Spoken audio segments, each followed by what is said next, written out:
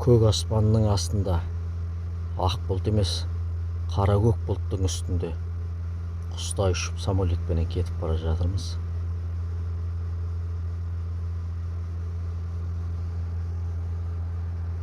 Жұмысымызбен, шаруамызбен кетіп бара жатырмыз. Ер азығы мен бөрі азығы жолда дейді ғой қазақ. Жол сапарлап бара жатырмыз. Жолда жүрген жандардың жортқанда жолдар болсын, көздеген жерлеріне аман есен жетсін, істеген істері оң болсын, берекелі болсын.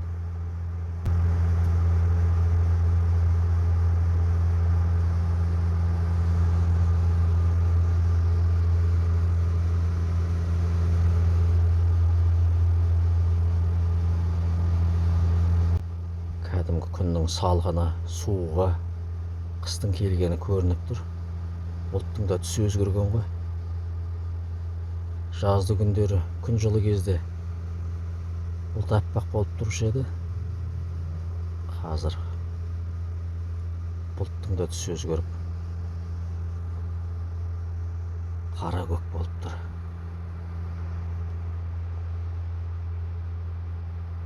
Аман есен баратын жерімізге біз де жетіп алайық.